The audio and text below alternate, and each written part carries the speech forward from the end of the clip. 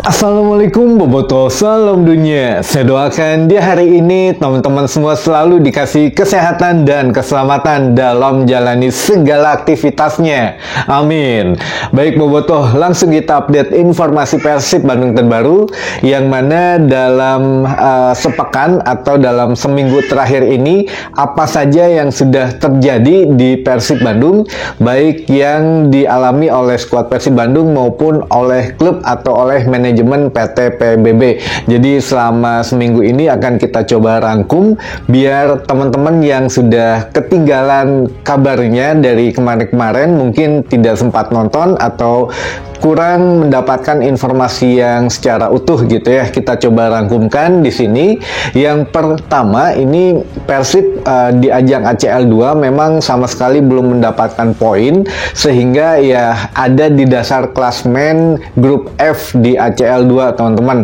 Dari 4 grup dari 4 tim, yaitu ada Lion City Seller, ada Port FC, ada Zhejiang FC dan ada Persib Bandung. Jadi Persib Bandung adalah posisi terakhir di grup F ACL 2 teman-teman, setelah kemarin terakhir pertandingan menghadapi Zhejiang FC di Cina ini memang kalah ya 1-0 sehingga ya belum mendapatkan poin sama sekali.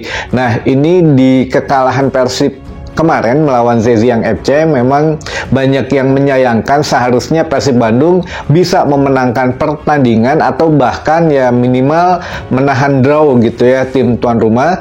Namun ya ada satu kesalahan individual yang diakui oleh Bojan Hodak. Ini merupakan kesalahan individual pemain katanya. Jadi kemarin permainan Persib Bandung sebetulnya lebih banyak peluang, lalu juga sudah menguasai permainan, bermain bagus, bermain lebih baik daripada sebelumnya menghadapi Port FC di ACL 2. Namun ya kemarin ada kesalahan individual di menit ke-71 gitu ya. Nah, ini kesalahan individual ini dilakukan oleh Victor Igbonevo yang menghalau bola namun tidak sempurna sehingga ya jatuh di kaki lawan dan lawan bisa menjebol gawang dari Kevin Rey Mendoza gitu ya teman-teman. Sehingga ya inilah yang memicu ya setelah kalah Persib Bandung mulailah muncul beberapa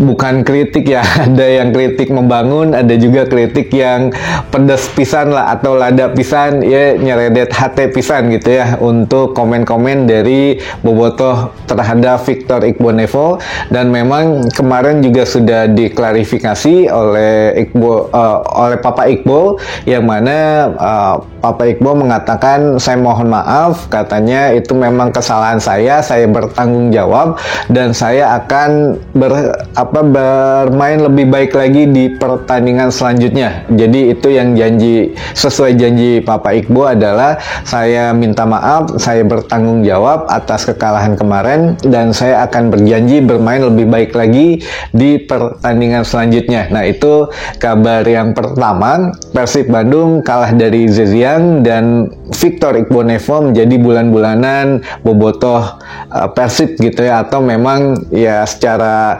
umumnya supporter Indonesia juga kan menonton nih laga Persib Bandung menghadapi Zhejiang, jadi ya ikut berkomentar yang mana memang menyalahkan pemain bertahan gitu ya. Jadi ya semuanya salah Victor Igbonevo katanya. Tapi di sini juga di sisi lain ada peran dari Bojan Hodak juga. Kenapa memang mengganti Kakang Rudianto yang bermain cukup baik kemarin, tapi ya mungkin inilah sudah menjadi taktik dan strategi Bojan. Apakah akan kemarin memang sempat agak kontroversi ya, kalau memang mencari gol harusnya menambah daya serang, tapi kalau untuk mempertahankan hasil draw ya mungkin bisa jadi. Tapi ya pertahanan kemarin juga sudah bagus seharusnya ya, mungkin ya kita sebagai Bobotoh online mah gitu ya, melihatnya ya apa yang ada di layar kaca saja, tapi berbeda dengan kacamata pelatih. Tapi ya sudahlah, kita lupakan hasil kemarin, kita tatap hasil kedepannya lagi teman-teman, mudah-mudahan lebih baik lagi.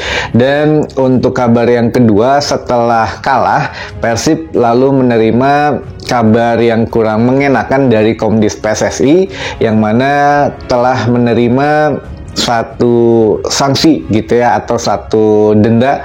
Dan ini kalau diakumulasi yang menghadapi Persija dan laga sebelumnya, ini Persib Bandung mendapatkan 2 sanksi secara individu, secara pemain gitu, lalu sanksi kepada klub atau kepada Persib Bandung secara korporasi. Nah, ini kalau untuk sanksi kepada individu dijatuhkan kepada Maklok yang menerima kartu merah langsung pada saat menghadapi Persija, dan juga harusnya pada saat menghadapi Madura kan sudah selesai gitu ya, 1 pertandingan tanpa Maklok, ternyata ditambah 2 pertandingan lagi sehingga menghadapi Persebaya dan Persik Kediri di bulan Oktober ini tidak bisa bermain. Jadi baru bisa bermain di bulan November, 1 November teman-teman untuk Maklok. Nah, itu sanksi terbaru, 3 pertandingan tanpa bermain, jadi tidak boleh bermain 3 pertandingan plus denda uang 10 juta untuk Maklok. Lalu untuk klubnya, untuk Persib Bandung sendiri ada 2 denda yang dipisahkan, denda materi dan imateri gitu ya. Kalau denda materi berupa uang 295 juta, denda yang dijatuhkan dari Komdis PSSI ke Persib Bandung 295 juta ini rinciannya adalah 250 juta untuk denda flare maksimal, karena 1 flare itu dendanya 25 juta. Karena ini terlalu banyak sehingga dikategorikan denda maksimal saja hingga 250 juta. Memang tidak dirincikan oleh Komdis PSSI dendanya berapa.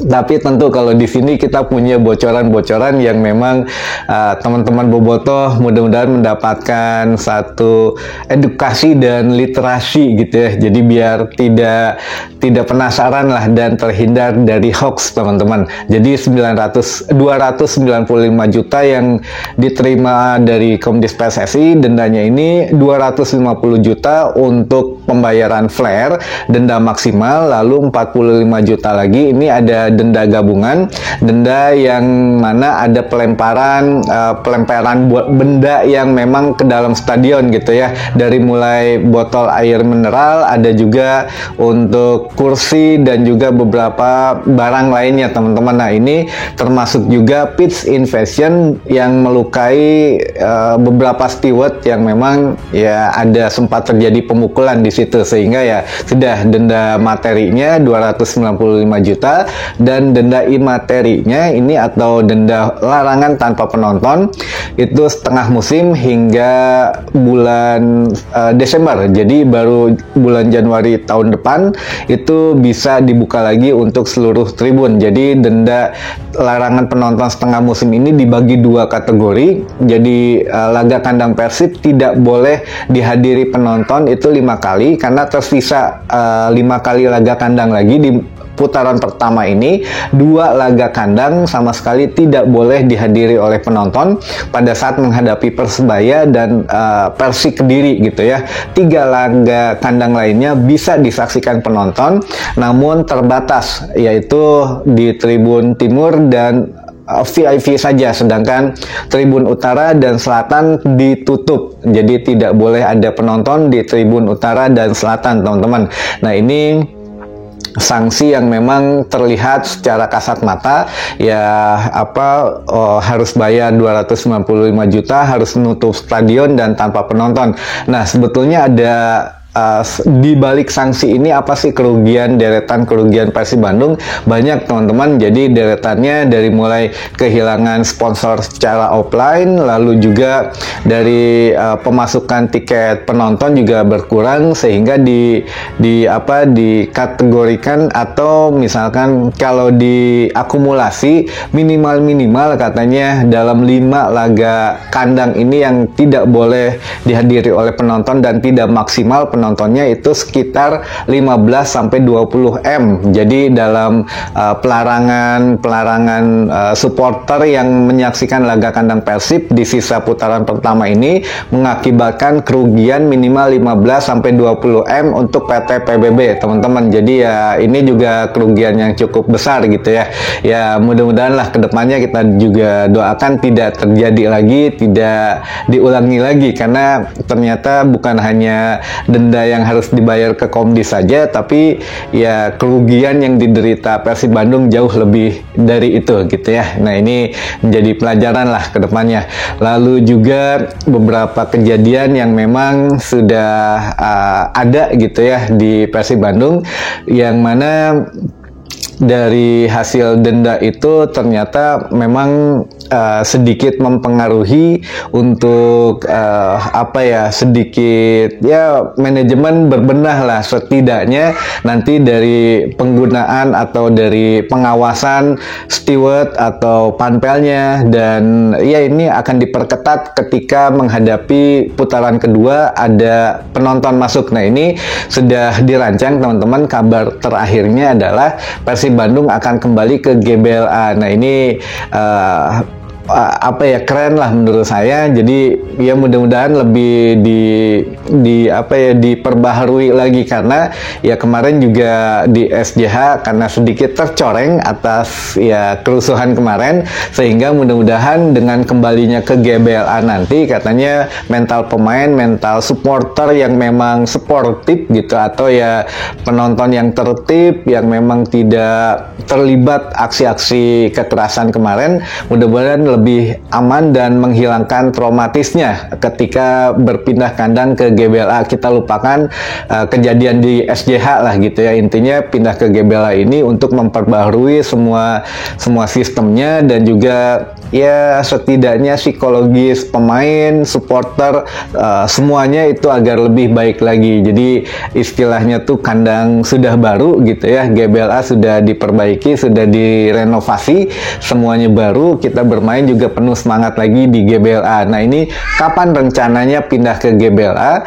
Itu rencana paling lambat yang saya tahu kemarin itu sampai dengan putaran kedua. Jadi putaran kedua Persib Bandung akan bermain full di GBLA hingga akhir musim ini gitu ya. Jadi ya paling lambat putaran kedua sudah bermain di GBLA, dan paling cepat ini bisa jadi bulan November sudah bisa digunakan. Namun melawan apanya saya kurang tahu teman-teman, masih dirancang atau masih dikondisikan. Katanya bisa jadi pada saat menghadapi laga kandang menghadapi Lion City Seller gitu ya, tanggal 28 Oktober ini mungkin sudah bisa di GBLA atau bagaimana. Nah, ini kita tunggu dulu saja, tapi paling lambat Persib Bandung pindah ke GBLA itu putaran kedua bulan Januari. Jadi alhamdulillah lah lebih dekat di tengah kota Bandung gitu ya, atau ya di Pasisian lah. Tapi lebih enak buat teman-teman dari daerah timur, dari Sumedang, Garut, Tasik, dari Jawa juga, itu lebih dekat ke GBLA teman-teman. Baik, mungkin itu dulu saja informasi yang bisa saya sampaikan di hari ini. Mudah-mudahan menambah informasi dan wawasan teman-teman Boboto semua. Sampai ketemu lagi di informasi selanjutnya. Wassalamualaikum Boboto, salam dunia.